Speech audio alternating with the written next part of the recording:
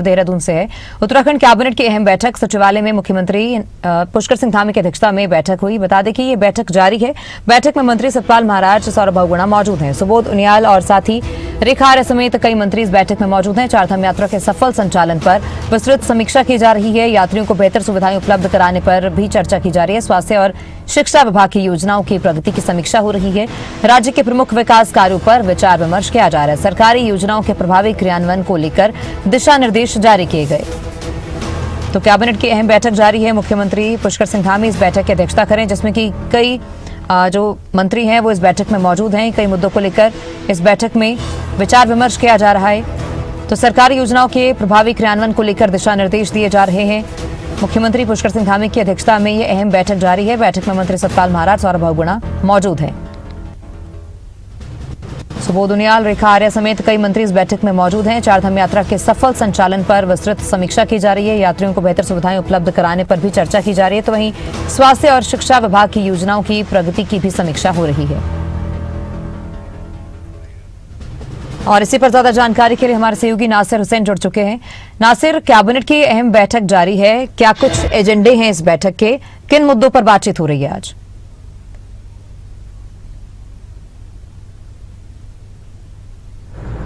देखिए, आज मुख्यमंत्री पुष्कर सिंह धामी की अध्यक्षता में एक बहुत महत्वपूर्ण कैबिनेट बैठक आज बुलाई गई है। सचिवालय में ये बैठक हो रही है। इस बैठक में सबसे पहले जब बैठक शुरू हुई तो जो पूर्व मुख्यमंत्री भुवन चंद खंडूरी के निधन और साथ ही साथ जो निशानेबाज हैं जसपाल राणा, उन दोनों के निधन के बाद उनको श्रद्धांजलि दी गई कैबिनेट के द्वारा और 2 मिनट का मौन रखा गया। और साथ ही साथ उनके बारे में चर्चा की गई कि उन्होंने क्या उनकी उपलब्धियां रही हैं, किस तरह के कामकाज उन्होंने के द्वारा किए गए हैं। क्योंकि जो जसपाल राणा है उनका हाल ही में निधन हुआ था और वो पद्म श्री उनको मिला है, तो जाहिर तौर पर उन्होंने प्रदेश के लिए और देश के लिए जिस तरीके का उनका तमाम कार्य रहे हैं उसको लेकर के श्रद्धांजलि दी गई है और उनको याद किया गया।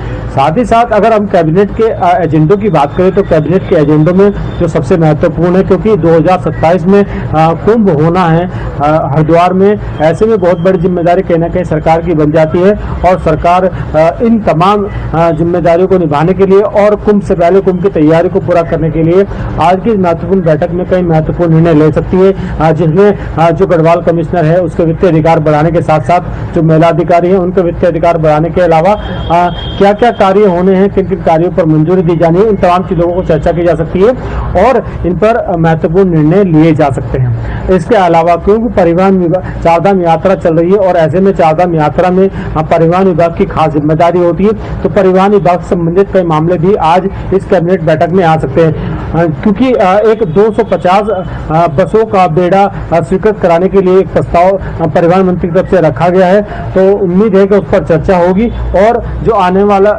जो कैबिनेट है उसमें 250 नई बसों की खरीद को मंजूरी आज की कैबिनेट में दी जा सकती है। सरकार कैबिनेट में इसको मंजूरी दे सकती है। इसके अलावा स्वास्थ्य विभाग संबंधित और जो शिक्षा विभाग है इससे संबंधित भी कई महत्वपूर्ण निर्णय आ सकते हैं, जिसमें शिक्षा विभाग में जो नए स्कूल एडेड स्कूल है उनको बढ़ाए जाने और साथ ही स्वास्थ्य विभाग में किस तरीके से चारधाम यात्रा मार्गों पर नए व्यवस्थाएं दुरुस्त करने और साथ साथ कई जगहों पर जहाँ पर भी मेडिकल सुविधाएं बेहतर नहीं, उन तमाम मेडिकल सुविधाओं को और ज्यादा बेहतर करने के लिए भी कई नई चीजों को मंजूरी दी जा सकती है।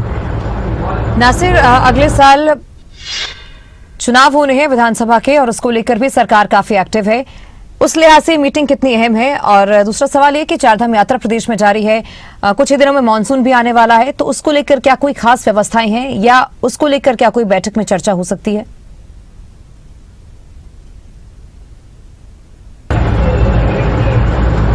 देखिए, चूंकि चुनाव कैबिनेट का विषय नहीं है, चुनाव की चर्चा कैबिनेट में नहीं होती है।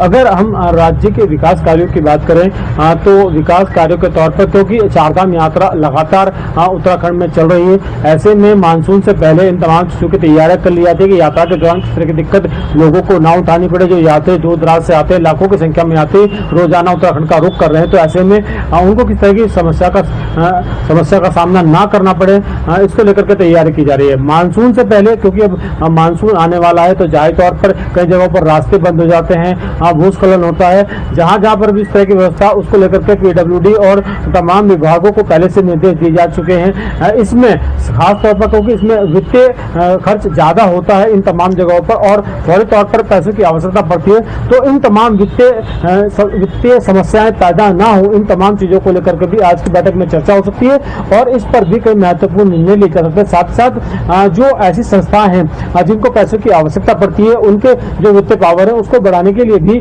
महत्वपूर्ण निर्णय आज की कैबिनेट बैठक में लिए जा सकते हैं। इसके अलावा अगर हम स्वास्थ्य सेवाओं की बात करें तो स्वास्थ्य सेवाएं और ज्यादा बेहतर हो और ज्यादा चारधाम यात्रा मार्ग पर स्वास्थ्य सुविधाएं दी जा सके, इन तमाम चीजों को लेकर के भी चर्चा इस महत्वपूर्ण बैठक में की जा रही है और इस पर भी कई महत्वपूर्ण निर्णय लिए जा सकते हैं। बहुत शुक्रिया नासिर जानकारी के लिए।